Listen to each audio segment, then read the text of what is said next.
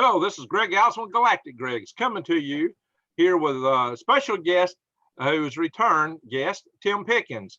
And we're talking about today's inaugural mission flight, I guess I would say, of the spaceship Unity, SpaceShipTwo, Virgin Galactic, that flew Richard Branson into space today, beating Jeff Bezos, which is interesting. Bezos just keeps coming in last, even though he's got the most money and started first, right?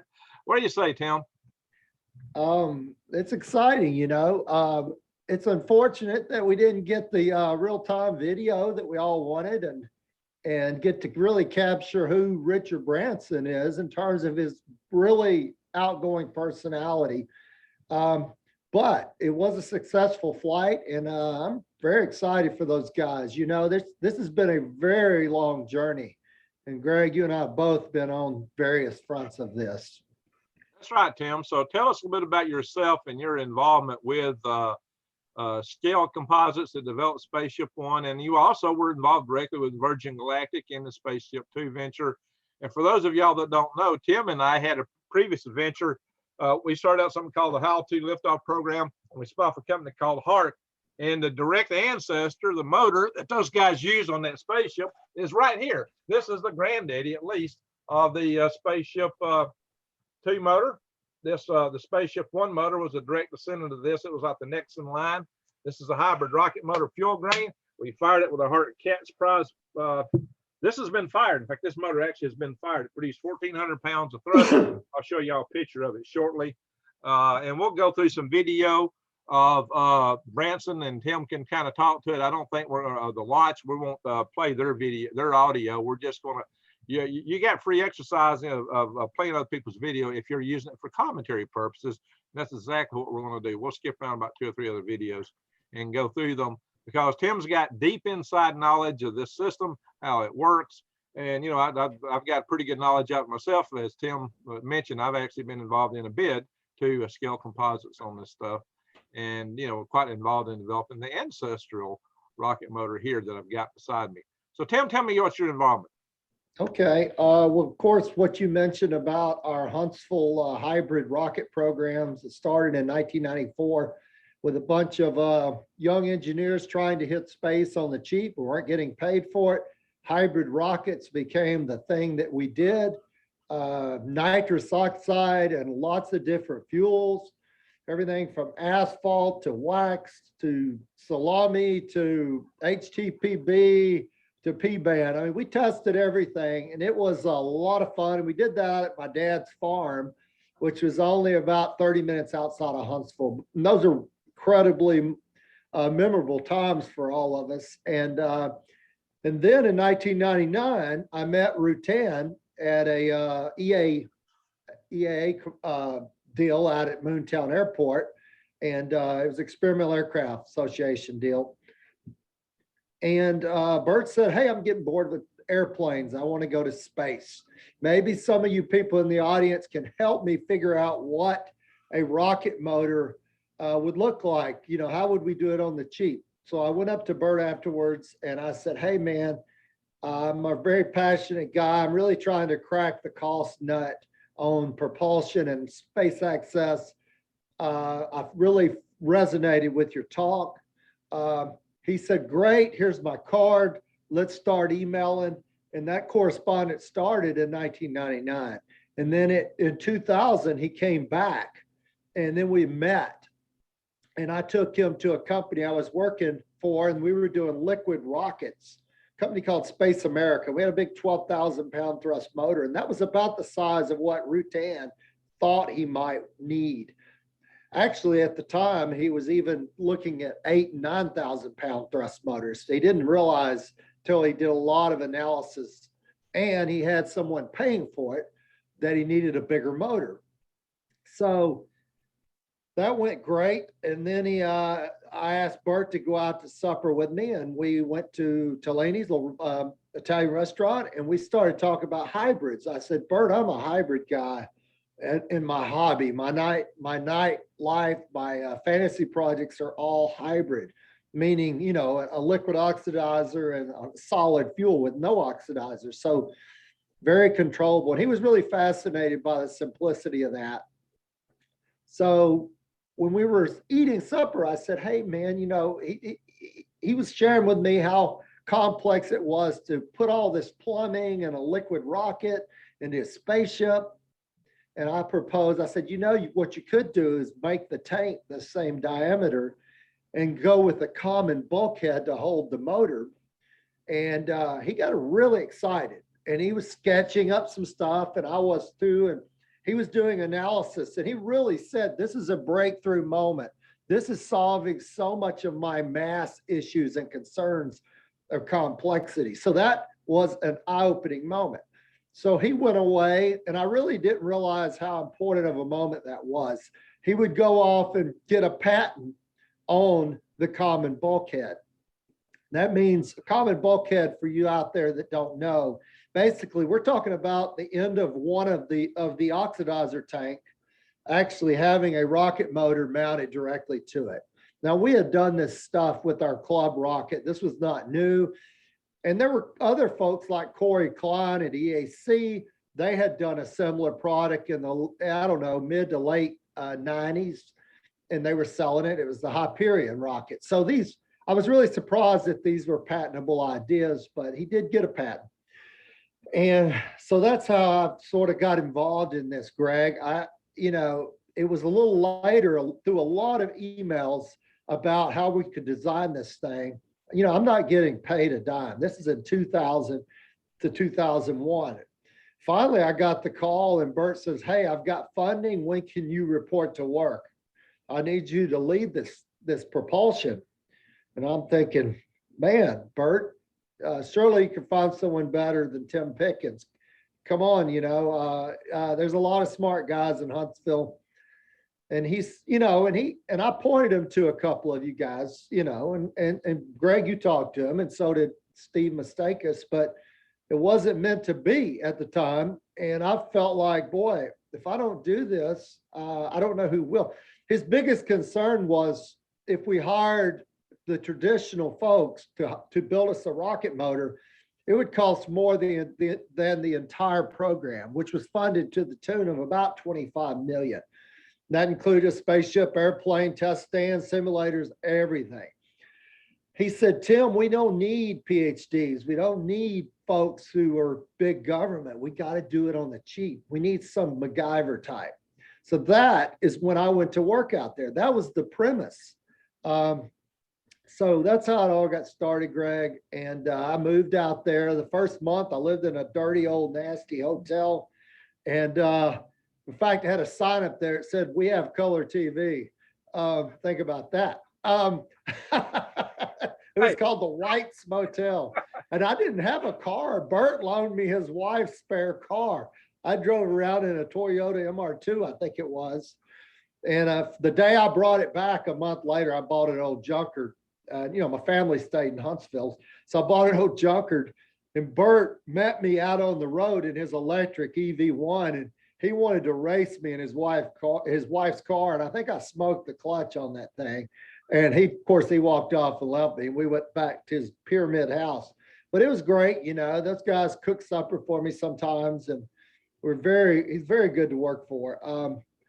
So we started developing this rocket motor. And within a month, Paul Allen, who was the funder or the sponsor of this, he came to Mojave, landed in these big jets right there on the flight line. And Bert said, hey, you need to put together a 15-minute presentation to Paul on hybrid rocket technologies. And I had this suitcase portable rocket, and you've seen it. You've seen me fire it. You've probably been part of that too. Yeah. So we fired it, and those guys were deadpan. Those Silicon Valley nerd types. So I guess he wasn't. Seattle's really not Silicon Valley, but still, it was funny to Paul Allen sort of grinned maybe a little bit. He didn't really have any questions, and he walked on out of my lab and went on continued the tour. And it was very interesting. And but it was cool, man. Think about it. You're working a program where no one is micromanaging it, but an expert in aircraft who I believe has maybe up to 6 aircraft now hanging in the Smithsonian. Yeah. It's everything from the long, easy, very easy, the around the world, the global flyer, Voyager, SpaceShipOne, and I think there might be another one. So think about it, and so Burt Rutan, man, this guy's like the modern Wright brothers flyers. He's the Kelly Johnson of our day. I got some of his handiwork in my backyard. It's the remnants of the Aeroshell, the DC-X rocket. Oh yeah, they built the replace after the shell got blown up. I know they did a replacement. They had the hydrogen explosion. They also built the original, didn't they? Yeah, I got chips of it. But hey, listen, real quick before we show the video, show the RCS thruster that you did for Virgin Galactic. You got? Oh yeah, my role in my job offer was lead propulsion and possibly develop an in-house hybrid system, which is really what I wanted to do. And that means the whole entire propulsion system. But what we ended up doing is my job was to do the reaction control thruster, which was the RCS. This was the first test article. I built this nozzle on a weekend at Scaled on the lathe. And this produced almost 20 pounds of thrust in a vacuum. And it ran off compressed air. Everything was compressed air on the vehicle, by the way. It was not hydraulic. It was not hypergolics. It was not combustion of any RCS. Very crappy performance, but it did the job. But my job was also to help lead the test stand. The nitrous mobile trailer is also to help design the composite rocket motor case, nozzle, and those features, and of course, our own Steve Mistake has helped with the nozzle contour of that. But those were all very, very challenging projects. And of course, there's this test stand that is exactly like the vehicle in terms of how it mates to the tank, very much a flight-like configuration. So, that's sort of what my roles were. And later we would compete the fuel grains and the injectors and some of the performance pieces. And we'd end up building the rocket motors, the housings, the nozzles, the cases, the tank, with the help of Thiokol, the nitrous tank. But that's how the program went down. And, I was not full-time there all the way to the end. In fact, I came back to Huntsville early after 9/11 hit. And they gave me a contract to still support all these areas, and other engineers that really weren't rocket guys did the best they could to fulfill all these duties. And so they never hired another propulsion guy. And I came for some of the testing and different aspects. My phone, I'd be on call. It was really interesting, but I really wanted to do this rocket motor in Huntsville, Alabama with Hark, which is you the president of. And that almost happened, you guys bidded on this. I almost did it right here. So, yeah. Well, we can go into that a little bit more in a minute. Okay. Why don't we do some video here? Because I guess everybody's really chomping to see the video of this launch here. So let me scroll up something, and then we can also show some more history here a little bit.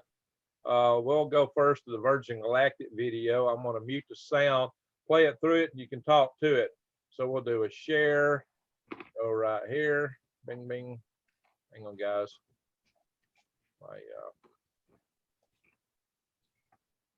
Blow this up. There we go. Here we go now. So here's Richard Branson. There's everybody inside the Unity, Spaceship Unity, the SpaceShipTwo, name that one. They're about to turn them loose here, drop it and fire it. This is a Virgin Galactic video over New Mexico. The drop's about to occur. July, how many seconds after drop, Tim? Do you remember? Well, I think it was about 3 to 5 seconds. I think it dropped from.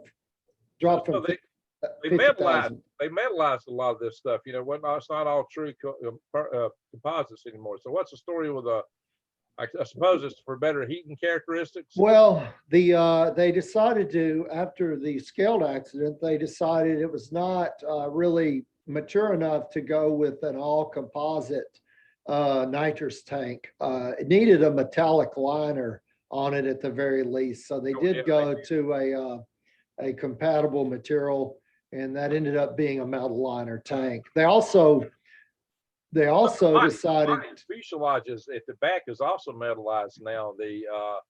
The rudders for the shuttlecock, that looks like the area around the engine, they've got more metal back there than they used to. Yeah, and I think some of that is almost superficial decal type stuff. I'm not sure. It's so that's an application on top of the composite. Yeah, I think that's correct. Well, I tell you, you can see when they drop it, it's really flashy. So they're about to drop them here in a moment. That's real flashy. I thought I was a little closer to the drop point where I dropped off here. Okay. So they're about to drop. Well, what they're probably doing is right before they drop, they're pressurizing the nitrous tank with helium. And unlike the SpaceShipOne system, we didn't need a gas like helium or nitrogen to push it out. We went with the saturated pressure of the nitrous. So when we fed it to the engine, it was a liquid multi-phase flow, they call it, because there's bubbles in it. And then we ultimately ran out of liquid and there was a gas phase and we blew that down. So there's a lot of energy just in the gas phase. This system doesn't do the gas blowdown at the tail end. They push the liquid out, and at the end of that, they terminate the rocket engine firing, and that's a big difference. Yeah, you can see the purge gas. You can see the purge gas at the end. I noticed that. Mm-hmm. What's the purge gas they're using, Tim? Is it not? Well, they're using helium. Helium has a good heat capacity to remove. It can really is very good thermal conductivity attributes and can help remove any sort of decomposition event that might try to ever occur inside the tank. So it's there's a big change between SpaceShipOne and SpaceShipTwo. Excuse me. But we've done a lot of safety work because, you know, guys, you know, right after the X Prize was won, here we go, about to drop her off. Right after the X Prize was won, here we go, she's lit. Right after the X Prize was won, they a lot of the space advocates thought that, yeah, you see all this metallized here? Let me blow this up some more. Right. There we go. A lot of people thought that we'd be having space tourism within a year. I was at a conference, space development conference, and they said, "Oh yeah, we're gonna be flying. Look at those mock diamonds, and look at how shiny this metal looks." Oh, yeah. Pretty, at least. It's a beautiful ship. It is a beautiful ship. But all these people going, "Oh, we're gonna have space tourism in here." I said, "No, you're not. It's gonna take longer than that, a lot longer." And people got mad at me. I mean, they wanted to beat me up mad. And look here, we're 17 years later, and it's just on the verge. This still isn't a true space tourism flight. What do you call this? They got payload specialists. So this is still a development flight, really. But Branson wrote it finally. Yeah, and it's very historic, you know, and none of us could predict how long this was going to take because this was a new territory for the FAA, the AST. This was something incredibly new. And this thing that Bert's flying here that he designed, Bert Rutan, this was like a configuration. There's your purge right there. That's the purge. And you know, if we played the audio, you're not going to hear the audio from any of the other channels talking about that. I noticed that. I looked at other channels. Nobody mentioned the purge. I thought that was funny because they probably didn't know what they was looking at. Yeah, that's why engineers are good to have on this, right? we didn't have a you know, if you look at the SpaceShipOne flights, they didn't have such a feature. And I'm really not sure exactly how. I mean, that looks pretty substantial, that flow from the purge. So, you know, I don't know, you know, in some respect, it could be that they were just purging what was in the helium tank and pushing it out around the plumbing and around the nitrous. I sort of doubt they were purging nitrous through the motor because there could be, a relight. So. Absolutely, that's your oxidizer. You don't want to run the oxidizers. Right. I think on one of our tests one time, Greg, we shut it off and had an issue, and I think we had a relight. Yeah. Do you We remember started that? Yeah, but we started purging. We had purge gas. Oh yeah, I'm just saying. But not on the Thank rocket. you. We never had purge gas on any of our rockets, but we That should is start correct. this. Yeah, absolutely. And look at that. Look at the shuttlecock. Well, it ain't shuttlecock yet. Look at those little rudders shining there with that metal on them.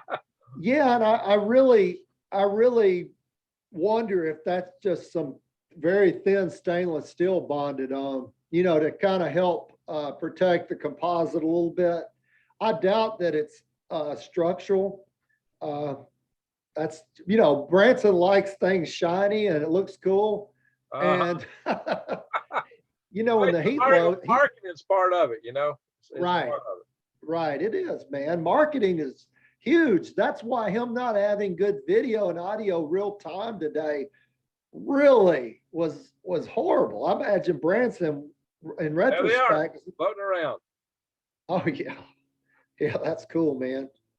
You know, you can go to their website and sign up. Even with a $2 donation, you can be in a raffle to get you a flight with you and a friend on this SpaceShipTwo system. So you ought to go check it out. My brother and one of my sisters has already signed up.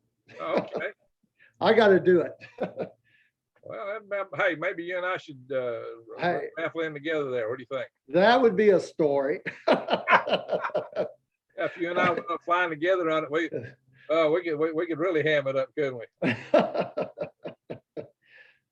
They ought to fly us just for the news of it, right? Man, it would be a testimony to something. The good old boys of Alabama, maybe they do know a little bit about rockets, right? Exactly. Well, you know, not only was I involved, you know, with the Hart, you know, as president of Hart, and you know, leading good guys like you that were just awesome and beyond belief for what y'all could do. And you definitely were a MacGyver. You know, I used to say you could build a rocket from a trash can, and you did. We did. I was begging people for fire extinguishers and the NASA buddies, begging them for phenolic and carbon fiber. You used an old ashtray for a motor nozzle. Oh yeah, we lined that with silica phenolic, but the angle was perfect. So that was our exit cone. Yeah. We had, of course, we did have the actual nozzle was graphite. We milled the we had an insert, but the exit nozzle was that aluminum cone, but it had silica phenolic that we vacuum bagged to the walls. Yeah, we vacuum bagged everything. We used all the high-tech composite manufacturing techniques. So it looks like they're in shuttlecock there. They're coming down. Yeah. So by the way, you know, when Bert flew this thing on SpaceShipOne, they had a weight issue near the flight date, and they were just overweight, and they didn't have enough total impulse or energy in the rocket to really do what he wanted to do. So they started cutting holes in the seats, and it went on a diet. But they also took up all the contingency space we had on the ship, and that meant, like for the nitrous tank, at one time we had 10% empty volume for the gas phase of the liquid. All of that went away. They ended up topping that off in flight to get it to space. And you know, that 67-mile high flight milestone, Greg, was really it was really a miracle, because they had to put more propellant in it too, and the motor ran very rough because of some of the geometry effects that you are aware of when you try to go too small with the grain ports. So it created these chugging, and they were losing propellant. It was a real miracle. So imagine. Yeah, they have chunks of propellant coming out, didn't they? That's get out. That's and not only that, after the liquid burn phase, that long tail off of nitrous gas was also very important to giving energy needed. So one of the big reasons they don't hit 67 miles with this system is the fact is the vacuum ISP, the specific impulse for this motor technology, is around 270 seconds on average. Pretty respectable, but still, you know, it's not as good as liquid oxygen and some of the other stuff that people are using, but still it was a non-cryogenic solution without the toxicity of propellants. Like they can hand the foot. yeah, so it was a pretty cool technology. But if people say, well, why didn't they hit 67 miles? Why didn't they hit 62 or 100 kilometers? And you know, the reason is between safety and adding all these creature features, as well as, you know, just safety out the wazoo, and shortening the burn time, as well as not being able to get that gas phase out. There's performance hits and they're meaningful. So it's quite amazing that they have built this spaceship, as cool as it is, that can carry 6 people in the back seat and hit 50 miles. You know, it's still incredibly significant. Well, that's the Air Force space line. It's not 100, you know, kilometers, but that's the Air Force space line. Right. And hey, if you were flying X-15, that's where you'd get your wings, right? Exactly. So that counts. And this is no small, this is no small feat. This is a major accomplishment. It took them years, lots of time, lots of money, experiments. We lost 4 good people along the way, including our dear mutual friend who worked for us, you and me both, Glenn May. Glenn. And I got a picture of him I might show in a little bit. You know, he died in the SpaceShipTwo co-flow test at the Mojave Airport, along with 2 other guys. And you and I and Bert were all at his funeral, and also George Whitesides was there. Right. So what a lot of people may not realize is not only was I involved in helping out with this engine development and our Hark and Halo. So he's talking here. We might get this. Let's see what he's saying here. We'll unmute him here. It was a horrible video. yeah. Let's see if we can get him talking. He's gonna be talking here in a minute. Yeah. So You know, Glenn's mama, his mother, Glenn May's mother, called me last week. And she's living at a retirement community, and she was going to give a talk on Glenn's role in this spacecraft that Richard Branson would be flying. So that was really nice to catch up with her. Oh, I bet. You know, those out there that don't know, Glenn was my first hire. He was my technician. He was the rocket guy at Scaled, and he was also my roommate. We rented a house together after I left the hotel. He used to call me up and tell me how much he hated it out there. he was really hoping we were going to win that contract. He did. Glenn said, like it out there. Glenn said there were no women to date, none that he was interested in. Here we go.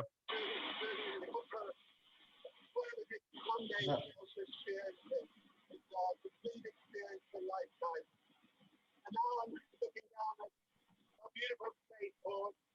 Congratulations to everybody for creating such a beautiful place. Congratulations to all our wonderful team of Virgin Galactic for 70 years of hard work to get us this far. All right, we lost his voice there. So I hope we don't get a copyright strike on playing this video from SpaceX, because we didn't even play their audio, and we definitely have commented to it all the way through. But you never know how. Well, run this stuff. The good news is they won't video over this. Hey, if they won't be tracking it with the audio on this one. You know, in other words, you never know how these strikes hit you though sometimes. Yeah, I got you. But you know, supposedly you've got, if you're commenting on it and then doing commentary, it's supposed to be free use. We talked all the way through it very extensively, and you gave a lot of engineering analysis, but who knows how they're going to count it in the end. So we'll see. But I'm not going to play any more of that video. We're about to skip to a couple of other videos here. This is from Sky News Australia. I think I got to speed up. I think you can hear him talking a little better in this one. Let's see if we can hear it. Admits he's been dreaming of the journey since the 1969 moon landing.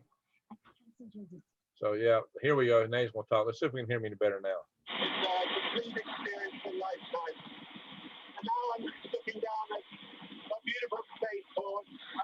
Congratulations to everybody for creating such a beautiful place. All right, so he's talking about the spaceport. And it's not much a better video on that one. Let's see. Now the space flight now got a different angle of the release here in their video. That might be NASA space flight now. It might be worth kind of looking at for a second here. And again, I got it muted. We can talk through it. You're about to see the drop from below any second now. I had it scrolled to approximately the right place. It happens real fast. Yeah, even the guys, the commentators here, they didn't know when to expect it. That's it. But this White Knight 2 is a really large aircraft carrying another spacecraft. And it's a great idea for the air launch. Of course, that's what we were doing. We were using balloons, though, for our air launch. We did air launched hybrid rockets, and that's really what we're doing here. That's true. And that was something that Scaled Composites liked about Hart, that we had done high altitude ignition of nitrous oxide hybrid rockets. And that was that really technically put us in the lead as a candidate to develop this entire system. Well, not only that, we've done 300 motor firings. We developed this stuff. So technically we had the expertise. We knew exactly how to do this contract. Bert didn't like it. When he called me and said, Greg, technically y'all have submitted the best proposal on technical and cost. He said, the thing I don't like is I don't have one of you full time on the contract here. You said you don't have, well, he said you don't have anybody full time. There we go. And I said, yeah, Bert, I'm going to hire Tim Pickens because, you know, you told me that you told me that he knew that you were going to come back and work that. And he said, no, you can't have Tim Pickens. Either you or Steve Mistake has got to quit your day job and work on this. And you know, I just started a new job. Steve just became I'd been unemployed for a little bit, and I was needing the money. I had a daughter's support and trying to catch up on the mortgage, and I knew this was going to be possibly a short-term contract. I could lose my house doing that. And I knew Steve just become a manager at Thicol, and he wasn't about. I didn't bother to ask Steve. I knew darn well if I'd asked him that, he would have laughed at me. So I wasn't about to even bother Steve with that question. Well, think about it. I mean, a commercial spaceship that's going to carry people to space, no one had ever done this.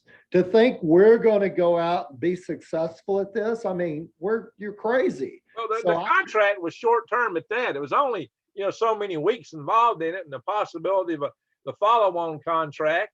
And even that had a certain time limit to it. And of course, if you won, you might get into motor production. That would have been lucrative, but you didn't know how far down the road that was. Right. There were just too many wide opens unknowns for me to quit a day job over. He had, I had to understand that he knew that you were going to come and work that, but suddenly he said, oh no, you can't have Tim Pickens. Well, you left him anyway. Well, and by the way, his sidekick, Doug Shane, was the one who said, let's fire Tim Pickens from Scaled, send him home, let him get his team together and build us a hybrid rocket motor, because we are Scaled Composites and we do not do power plants. We do not build them. We do not design them. And Bert says, oh, okay, let's look into that. That's where you came on the scene, Greg. Right. And we worked our butts off on that proposal. Yeah. And technically, by the way, you guys won that hands down. It was financial technicalities. They put a different weight on, a high weight on the non-technical. So when I didn't get to come home and do that program, oh yeah, that was the beginning to the end for me, because frankly, I didn't want to just herd cats for the next few years. I know. So you came home anyway, and you got a hold of those Space America motors, which were 12. We had access to two 12,000-pound thrust, liquid hydrogen. Hydrogen and kerosene. Liquid oxygen kerosene. Excuse me. I got to get my head screwed on here. It was LOX kerosene motors, two 12,000-pound thrust LOX kerosene motors that had been developed by Space America, which you were involved in that. You actually designed a lot of that and built a lot of that. Me and Kendall Brown and Gordon Woodcock. Right. So there were LOX kerosene engines, And I understand it was like regular kerosene. Y'all designed to burn regular kerosene, so it didn't need a special jet grade kerosene, no JP4 or anything. And these were good engines. They fired them a whole bunch, and it had liquid injection thrust vector control system. So y'all gave me a head screw. Yeah, and those were the engines that we wanted to sell to Rutan. But the problem was he thought there was too much complexity with liquid rocket systems. So the fact is, SpaceShipOne only had one propellant valve, and it was right there on the tank between the motor and the tank, just like Hark did, and just like HAL 5 did. That was part of all of the work we did. Yeah, we put that in our proposal that we're developing that valve too. As part of it, Right. That was in it. So you came home and we decided to go after our own X Prize entry, and we came up with using the SpaceX motors. We came up with a vehicle we call the Liberator, and we're going to have 3 guys sitting in there, kind of like a crew on a crew boat. The rowboat kind of 3 guys right in front and back. It was going to be a Glenn Shepard type experience. We were going to launch this off of a barge out in the Gulf of Mexico, and we had a hybrid motor for the escape tower. So we had an escape tower. The capsule was separate from the propulsion system, the rocket, so the escape tower could work. We had a problem with the rocket, and so we had a pretty cool system here. I thought it had a lot of safety built into it. But and this is the article where you and I went and briefed at some conference. You and I briefed this. That's just talking about this airspace. Allison Spain is controlled by Eglin. Yeah, we're just going to fly out in the Gulf of Mexico, Eglin Air Force Base. And so we're talking about that because I've used that. We did that with our HART missions. I went to Eglin Air Force Base and did. Oh, I didn't finish something I was going to say earlier. It kind of reminds me. No hype until it's right. That was one of our monikers. Remember that? We pulled that whole project together, that X Prize entry, in less than 1 year. Right. Because I was consulting with Scaled Composites after I left. They brought me back out. I was on call to discuss all things rockets and testing with the entire team, and that's what I did. In fact, I ended up getting a few little contracts. So I went back for the first test firing, a SpaceShipOne motor, and they wanted me to assess it. And it was a space dev motor. And they said, hey, they're going to fire for 15 seconds. Here's the start sequence and all of this. And I brought up some real issues I thought would happen, and they wouldn't be able to cut it off. And I said, Bert, this is what I'm thinking is going to happen. He said, well, we got to let the competition learn, good or bad. I said, well, as long as you're willing to let your test stand be launched into the to Mojave, then okay. So I stood out there with him, and Space Dev didn't really want me in the control room. So at 15 seconds, the flame sucked in. It was still burning. That thing was burning, still smoking and burning after 6 minutes. And there were fire breaching out of the front of the case a little bit. And Bert was freaking out. So after that, I had full access to the control room and helping out. And they started listening after that, by the way, Greg. No kidding. Well, here's the follow-on article, Tim, for when we did our rollout for the Liberator. When we actually officially got accepted into the X Prize team. And this is our capsule escape tower mock-up. This is an actual LOX and hydrogen fuel tank combo here with a rocket motor strapped to it. And there's another rocket motor and stand there. And this is all at your dad's place. Right. And this is where we did our announcement. This is one of the guys from the X Prize team. There was Greg Marinette. Greg Marinette, that's right. Yeah, that's it. I don't remember his name. I knew him from way back in the L5 Society days. We also had Conrad Denenberg come out for that. Right. He's probably somewhere in some of these photographs. I don't see.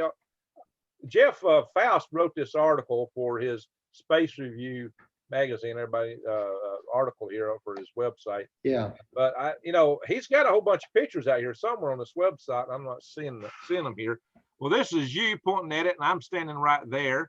And here is the one of the engines on the stand. We got an engine on the tank here, American flag flying, and says, I'm very confident we can get the money we need. Well, we thought we could, but Bert Rutan just beat us to the punch. He got out there before we did. Right. And we were banking on that technology, the hybrid, really not being as, let's just say it wasn't as mature as we had hoped it to be when I worked on it, but still we saw there was an opportunity possibly to still come around him. And that would mean he would have delays for various reasons. And those just didn't happen. Yeah, if he had been late, we might have made it. Right. They went for broke, even though there was propellant chunks coming out the back, as Mike Melville mentioned on the Jay Leno show when he did that launch. He said it felt like a sledgehammer hitting him in the back. Well, those are not normal operational scenarios you ever want. That could have blew the engine up. He is just like, absolutely. So blew the engine up. So here it is. We pull the cover off. Look at this, Tim. There we are pulling the cover off. We're doing the unveiling. Yeah. I remember the timing of that was a little off because someone had swapped the music. I'll leave it at that. Anyways, this was a lot of fun. You know, we got to experience a lot of what it is to do fundraising. There's Greg Marionek right there, and here I am. Yeah. Okay. There's Greg. Two Gregs, pair of Gregs. I'll scare you. There's a slimmer me. Here I'm doing a passing review of the whole team. That was our team right there. Yeah. That's your guy. What's his name? You know, can you see him pointing at? Well, name? I can. I'm on my phone right now. Let me see who that is. Is Gene Young? No, Gene's here. This is your neighbor. Brent Sandlin. Yeah, Brent Sandlin. And there's Chase, and that's the pilot. One of the pilots right there. Chase right there. That's our pilot guy right there. Yeah, there's Dave Hewitt and Bill Brown and Bill Brown, Bronny LaJoy. There's you. There is oh shoot, what's his name? He passed away on us. I'm getting Conrad. There's here is Steve Mistakus. Yeah. So we had other team members. Everybody's not in this picture. This picture, you know, I'm walking through here and announcing introducing everybody. Yeah, this was our pilot. We had a flight simulator going there. There's the full flight simulator. There's Steve Mistakus with a flight simulator. There's one of those suitcase rocket motors you're just talking about. That's the one I fired for Paul Allen. Yeah. Same one. Hey, you remember your buddy that went out and did one of these to that, what was that? There's Conrad Dannenberg. Oh, yeah. Who was your buddy that went out and tried to sell one of those? That was Zach. That was Zach Burhoff. I actually told Zach was working for me, and I said, Zach, he needed a job. He wanted to go out west, so I got him a job at Bigelow Aerospace, or helped him. And I said, here, I'm going to give you a going away gift, and it's going to put you on Pawn Stars. He said, what? I said, yeah, this hybrid, and I have another one too, by the way, but I said, you take this in and offer to cook that Chumley guy hot dogs if they end up buying it from you. And I said, I guarantee you'll be on that show. And I said, here's the deal. You got to at least plug the old country boy, Tim Pickens from Alabama. He did, but it didn't make it into the show. But I think he said a buddy of mine gave me this. And so that did all work. And he was with Bigelow until he shut the company down. Now he's working out in Texas at one of the, I think it might be Tesla. So, but by the way, this book, Sir Richard wrote a book a few years ago. And I found it. I didn't even know it. I mean, I run across it on eBay, and I looked in here, and it has my name in it. In fact, if you could see that right there, it basically says Tim's hybrid engine for. Oh, here it is. SpaceShipOne's propulsion system was designed by Tim Pickens, the son of a NASA physicist who worked on the Apollo rockets. Well, we were at Dad's farm.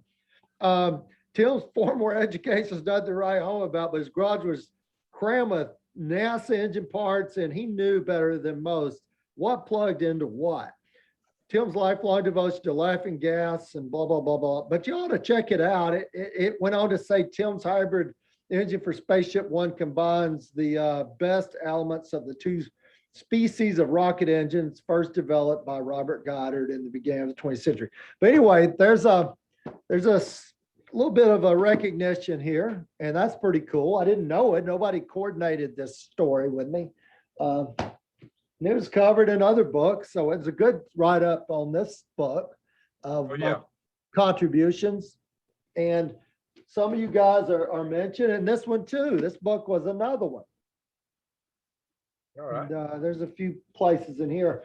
So it's man, it's been a ride, you know, and to watch that on TV this morning with Branson, it's like, my gracious, what have I got myself into? Check this out. Here's our buddy. Oh yeah. In May, looks like he's getting set up to fill a balloon almost. He's working with our helium tanks. This is on a utility boat known as the C. Michael Calais. We took this out to do the launch of our HARC balloon launch return vehicle, which was a wing vehicle. That's me back before when I had short hair and a very short beard. And I don't know who that has been over there. And how far out are you on this one? We stayed within the Air Force test ranges for this flight because we had to with the UAV. For the HARC flight, we went 200 miles out. Yeah, That's I was running a ground station on this particular flight. I helped you guys load the boat with my tools and a lot of stuff. And I said, good luck, guys. Yeah, you didn't like the boating after our first that Halo SL2 venture was just rough. It was hot and it was just miserable on that still deck of the Pearl River barge. So hey, our first couple of attempts, 3 attempts up in Topsail Beach were not no cakewalk either, even though they were ground based. I mean, we dealt with a hurricane, we dealt with a bunch of radiation, stray radiation that tripped up our computer, and we had a EMI problem. We had our clocking circuit was in one box and it had leads going out to our control box, and unfortunately the RF system overrode it and everything went through at accelerated clock rate. It all occurred in proper sequence, but it was just greatly accelerated. Our ordnance started going off on the ground before the lights started. While we're standing underneath the loaded rocket. But that rocket couldn't went off, Tim, because it had those bellows switches, you know, it couldn't ignite. No, I thought we had actually added those after. No, they were on then. Really? Check this out. This is from the wheelhouse of the C. Michael Calais, looking down. I believe that's Glenn. That may be Glenn right there. You know, you guys were in a Cadillac for this particular that launch. Was the best you guys boat had it we went out on. man.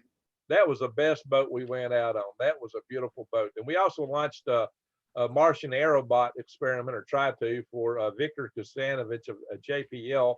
And that guy was a hard nutcase. He was hard to deal with. I shouldn't say that here too live, man. He's going to come against me. He was full of life, Greg. Yeah, he was full of life.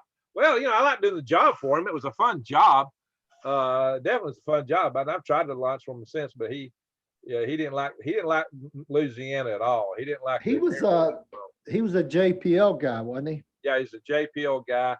And hey, I got him a great boat, but I had to get off the spot market. And he just didn't think I could pull it off, but I did, because you had to get them like the last dang minute when you get shopping off the spot market. But it saved a ton of money. Okay.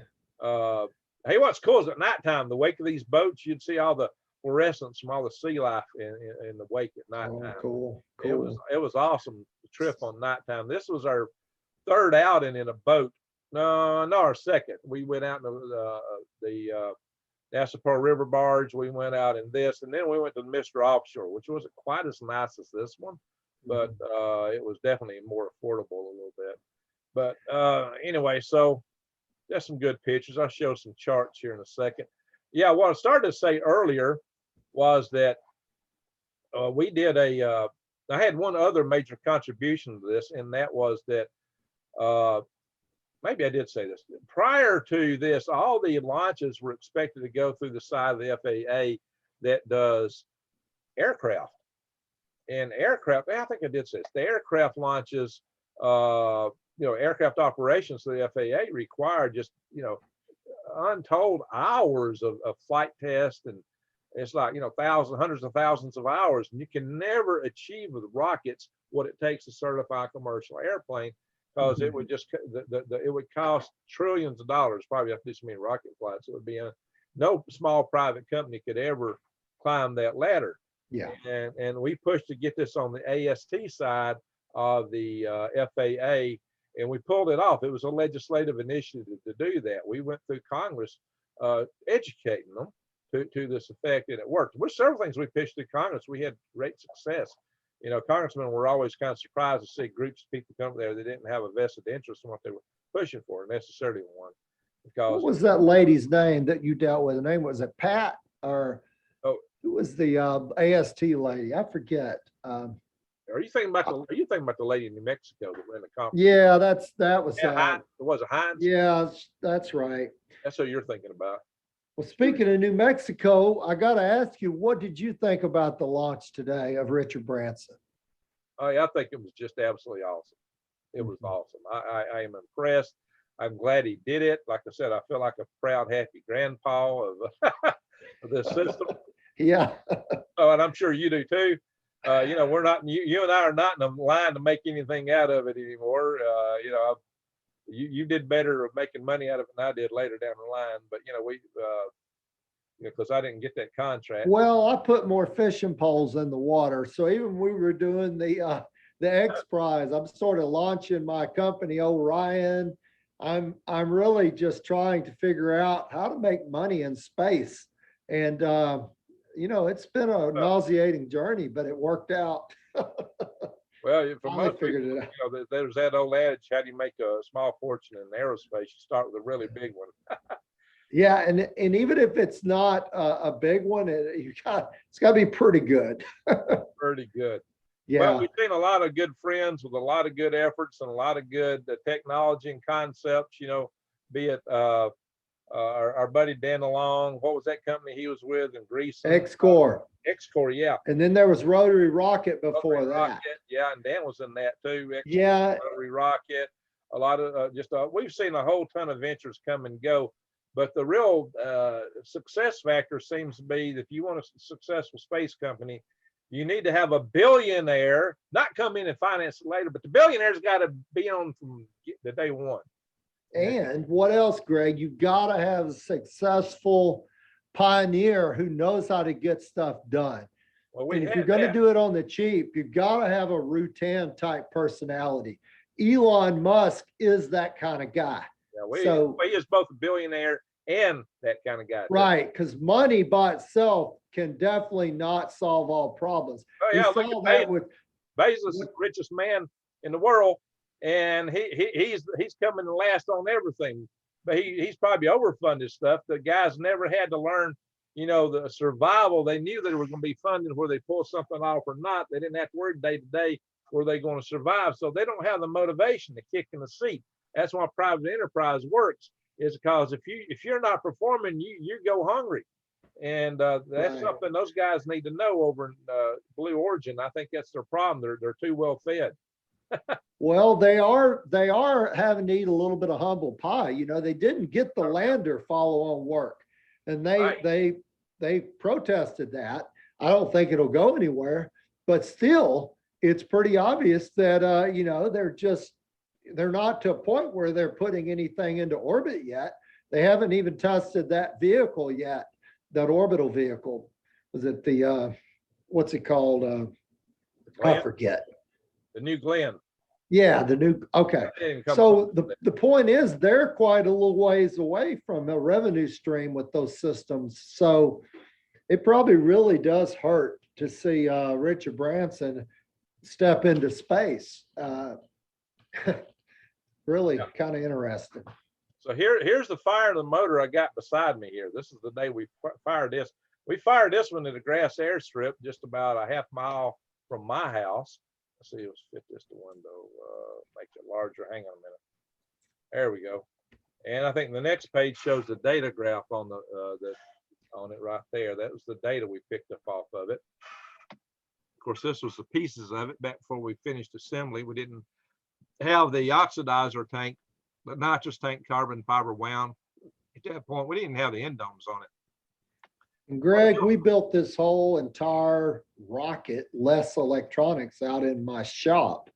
Yep. which was only about 30 feet deep and 20 feet wide. And we would Right. have as many as 10 or 15 people working in there, Right. all volunteers. Right. Hey, and here's the electronics that were built in Gene Young's shop. Yeah. And he and Bill Brown designed a lot of this stuff. And there's one other guy who worked there with a shop with him Mhm. that we were putting together on the boat. There's these Bella switches I was telling you about. Yeah, we had those Bella switches all along, Tim. There's I don't think we did. I think they were purely to deal with the balloon cut down system. I don't know that we had them on the No, we had rocket. them. We had them. Let me go back to some of this earlier stuff. Yeah, there is the C. Michael Calais. That's that balloon launch return vehicle I mentioned. That's my head right there. That's my hair. And there's Gene Hornbuckle. I think that's got to be Steve right there. Steve Mistakus. That is probably Glenn May. Yeah, that's Glenn May. And here is Mike Smith. He was the chief engineer from Raven Aerostar that there's the boat who did the balloons. There's our flight controls. There's Bill Brown hooking up a high gain antenna. We had full flight controls, full video with this thing. We had there's Gene Young, our video guy, our avionics guy. There's you, Tim, right there with the balloon launch return vehicle. There's the oxidizer tank, which was a fire extinguisher. There's the fuel grain for this bird. Here we are in a test stand doing some motor test firings for it. We did this they did that project in a phase 1 SBR, which is supposed to be a paper study. This is how we did paper studies. And we Yeah, actually, back in those days, what was it, 75,000 maybe? yeah, that was just 70. We had a $70,000 contract, and we built two subscale vehicles, and the one we took. Yeah, this was our second subscale vehicle. First being launched with a out at UAH with a bungee cord, and later we did this rocket motor flight out of it. And yeah, walk through here real quick. Talking about the rest. So maybe I got a picture of Gene's shop in here somewhere. You know, in retrospect, we should have went out to Silicon Valley, some of these business venture symposiums to find someone to really help kick this off. That's what we missed. You know, we got a good hindsight now. There's our Halo S1 rocket that got us in the Guinness Book of World Records. Yeah, I got the copy right over here, actually. Yeah. Hey, there you are, and there I am.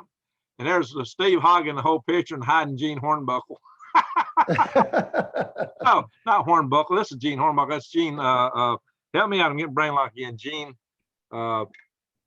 Is that Gene Young? Gene Young. Yeah. Gene Young. Yeah, I'm having to get close to my phone to see that. Hornbuckle. It's Gene Young. We had two Genes. Gene Hornbuckle. There's Peter and Clay. Clay. Yeah. We are on that. Here we are on that deck of the NASA Pearl River barge. That was the hot one. Holy! I was on this one, man. That one finished me off. There's Gene. There's Gene. There's our mad scientist. There's Gene Young from his little shop with a lot of toys.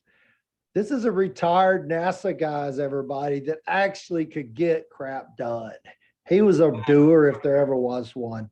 Yeah, we didn't have any more EMI problems after we brought Gene Hornbuckle on board. No, I'm talking about Gene Young, yes. Gene Young. I don't know why I keep saying that. I'm getting my genes crossed up. That's all right. It's one of them days. I even got my fuels mixed up, a minute ago.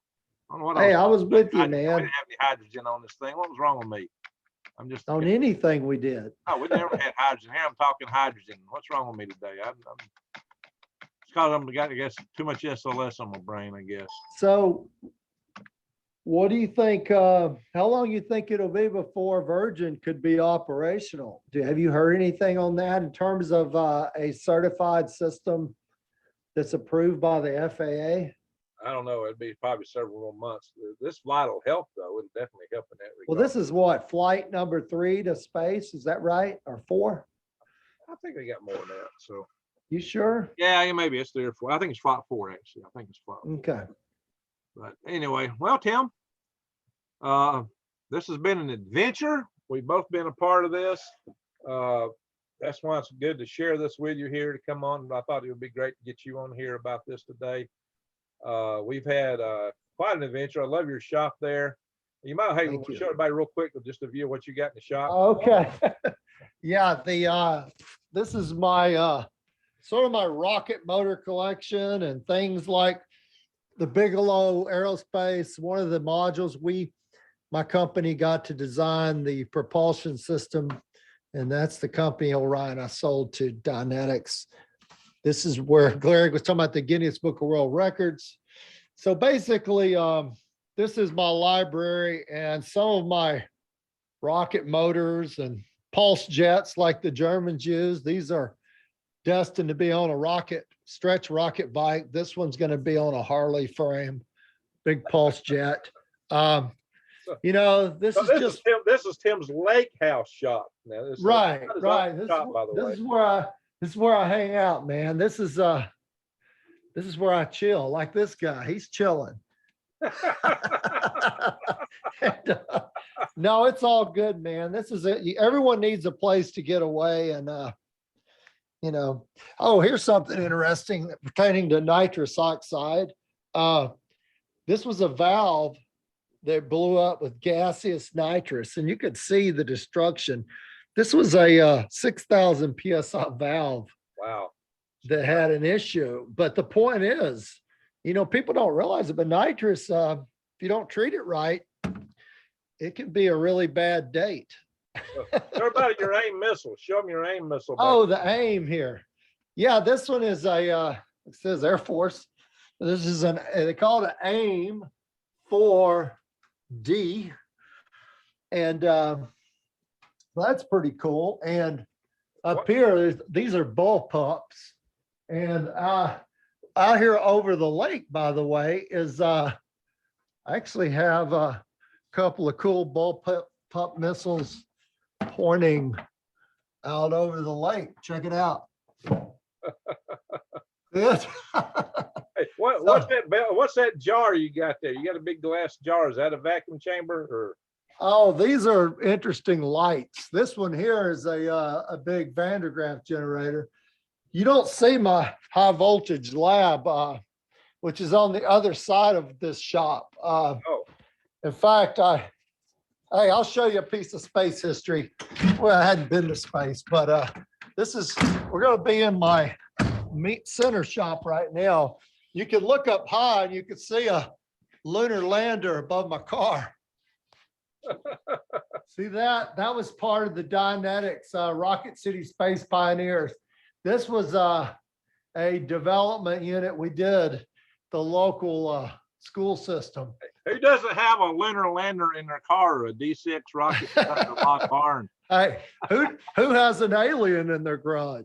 Oh. But anyway, yeah, this is my machine shop. It's still coming together. You know, you walk out here and there's the view I have with the door open. So, all right. So it spans from over here to way over there. So you still got your shop in Madison? Yeah, but it's winding down. But this is where I want to kind of hang out. And next door here is going to be most of my high voltage gravity filled stuff I'm doing is going to be over here. And I'm not ready to show that yet. I'd love to play with that stuff some. I'd love to pick your brain about some phenomena as well, and got to get you down here and we'll hang out. All right. All right, Tim. Well, it's been a lot of fun. So hey, you know, you need to do some kind of water launch rocket out of that lake. Bob Truax would be proud of us, wouldn't Exactly. That's what I'm thinking.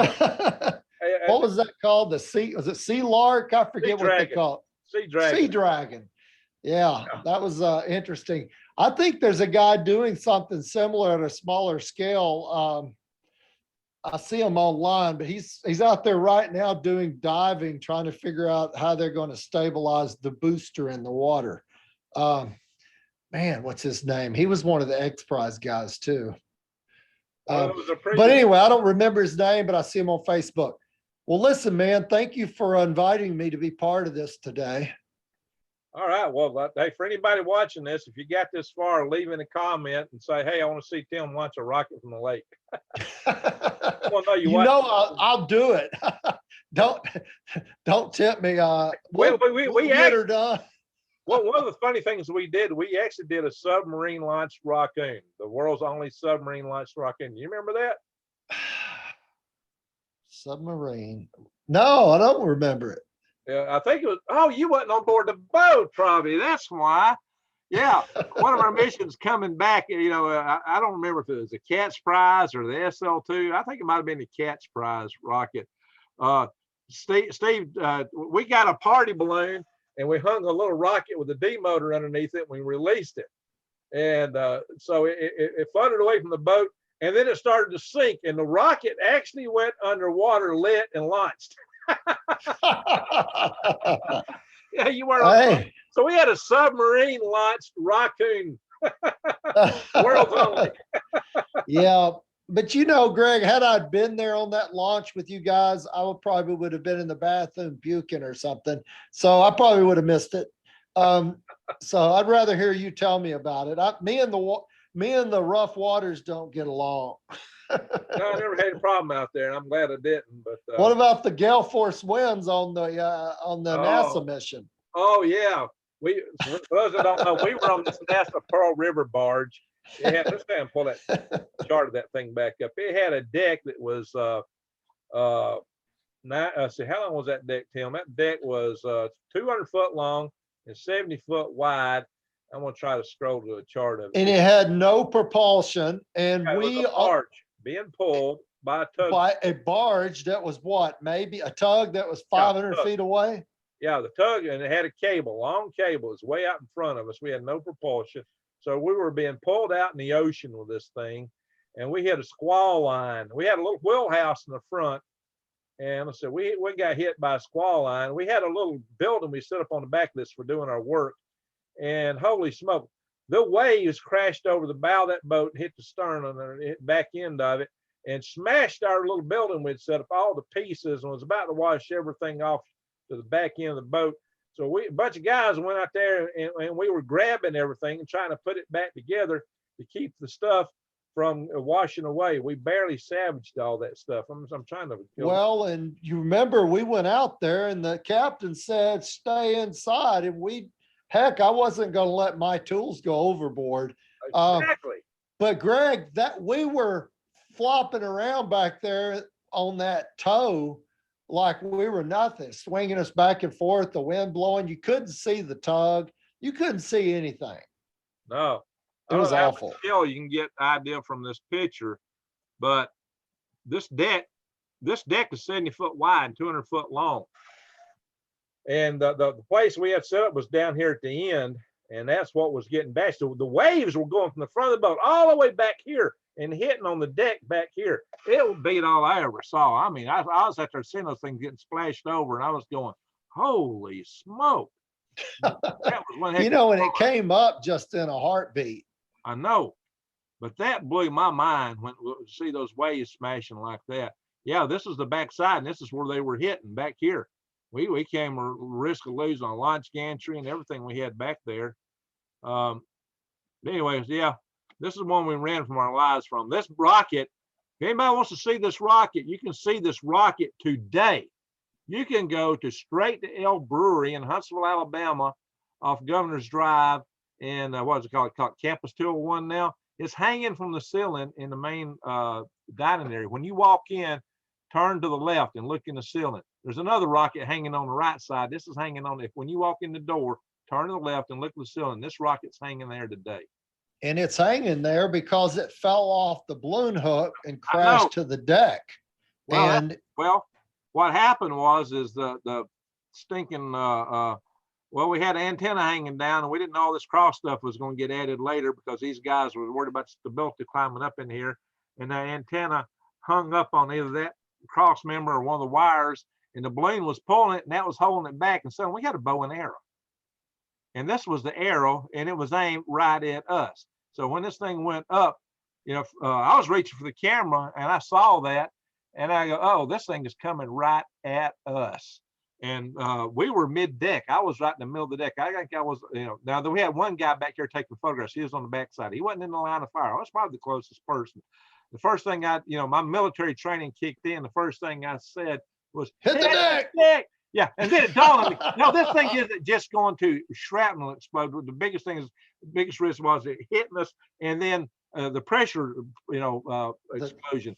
So I said, no, run! You remember that? I said, Yes, I was the guy running. I was There. running like a scared little girl up into the front of the boat. man, here I am running from this rocket as hard as I can go. We're all booking. And Tim, when I became an engineer, when I was a kid, I used to play Bigfoot on Sand Mountain and scare people camping out, which meant I got shot at quite a few times. That and some other pranks I used to do as a kid. And, and so I found myself running and hiding and running from the people trying to chase me down and find me when I was playing Bigfoot. And so when I became an engineer, I thought the rest of my life was going to be boring and stayed sitting behind a desk, doing calculations. And suddenly I'm running down the deck of this boat, a rocket coming after me. I had flashbacks. I was thinking, man, this is just like when I was a kid. Yeah, and for the audience, this tank that held nitrous was a homemade composite tank we built, and this thing was spewing when it hit the deck. So if this thing was to come apart at 7 inches diameter, it would be an absolute bomb or cannon. Well, so that was our threat. Not that it was going to light, but no, I don't think it was spewing, Tim. It wasn't spewing. Al, right here, he went to it and opened the valve to keep it from keep that thing from where we were afraid it was going to. He ran up to that thing. Al right here went up there. He was always the hero in saving things. Well, you got to remember, I was hiding up in the front of the boat while he was doing that. Al right. So I missed it. He cranked that valve. Al Wright was also when he did the SO2 test motor firing, the one that was down at the control panel and accidentally hit the contact. The motor started firing when he was down there, and he started running backwards. And I think he would have won. He probably has a land speed record for running backwards, any man on earth. Yeah, he was awesome though. He was great to work with. Yeah, he actually designed these fins, by the way. And there's Steve Mistakus up here on the gantry.